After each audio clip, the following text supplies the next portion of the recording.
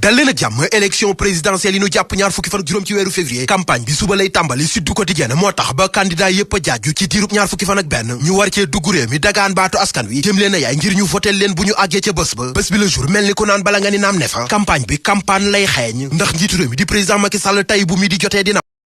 wax te li nu njort moo di day dàq élection yi Amadou Ba mi ab candidat nekk itam premier ministre njiitu réew mi dalal na ko démb ca palais ba laataa muy enregistré ca RTS waa Diomaye président ne xalaat randal élection yi haute trahison lay doon ci mim réew l'observateur ne adresse à la nation bi njiitu réew mi di amal ni ki tey ji nar na dugg ci taarix journal Futurs Médias bi yokku ci ne ñetti fan ci weeru sulet la waxoon ba waxi code d'honneur tey ji nekk ñetti fan ci weeru février lum nar a wax waa PDS ne ñoom li nu bëgg mu wax ko moo di ñu randal élection yi ba fi ak juróom-benn weer te yemunu foofu ndax dugal nañ ab proposition loi ca pencum ndaw réew mi di assemblée nationale coalition Diomaye président ne ñoom ànduñu ci ñu randali élection tey ëllëg waxi nopp te loolee bu ñu ko naree def laaj na résistance surtout ne waa ex-Pastef kay menacé lañ def Vox Populi ne Karim Meïssa Wade kay fi mu toll moo toog ca Qatar di dicter loi bi fii ci Sénégal double nationalité bi ñu ko jiñ ba tax ñu gàntal ab candidature am moo jur coow lii lépp ci Sénégal Libération ne coow lu ni mel itam moo topp Rose Wardini moom ab candidature am jàll na waaye gannaaw ba leen génn ay kayit yuy wane ni dafa am ñaari nationalité loolee tax ba dikk di division des investigations criminelles woolu ko ndaw si waxu leen lu leer tax ñu téye ko def ko garde à vue Libé yokku ca ne gannaaw loolee itam enquêteurs yi gis nañ yeneen mbir ci kayit yi Rose Wardini bokk na ca escroquerie au jugement ak itam léexoor ci wàllu bind docteur Cheikh Tidiane Dièye ak professeur Daouda Ndiaye ñoom it bokk nañ ci ñi nu jiiñ double nationalité waaye weddi nañ ko ba mu set nekkat cet leen ca amul tribune li am kay moo di élection yi dinañ ko dàq te ci assemblée nationale lañ koy jaarale journal L'As na dëgg la PDS bind na aw kayit assemblée nationale ngir ñu toppale élection yi ba fi ak juróom-benn weer enquête ne fi mu toll kay lépp a jaxasoo njiitu réew mi tey ci midi lay wax démb dalal na Idrissa Seck Aminata Mbengue Ndiaye Amadou Ba ak ñeneen ca palais de la République Le Quotidien il est midi tey ci midi la njiitu réew mi di président Macky Sall di wax Les Échos ne fi mu toll dàq élection yi mën a tut a ñàkk njiitu réew mi dalal na démb ca palais ba premier ministre waa AFP waa PS ba ci sax waa conseil constitutionnel lii Quotidien report bi kay moo ngi gën di leer journal L'Info ne PDS ñoo dugal seen acte 2 di sàkk ñu randal élection yi fii ak juróom-benn weer Walf Quotidien duppee ko faux suspense surtout ne carte gi daal jaxasoo na PDS di sàkk report ex-Pastef ne mukk boole ci di menacé Cheikh Niass ci Walf Quotidien dàq yi élection moralement ak juridiquement amul lenn lu ko mën a layal waa Diomaye président ne ñi mën a wax ak njiitu réew mi nan ko wax ne yii élection kenn waru koo dàq tey jëf ju nu mel mën naa andi njeexintal ci réew mi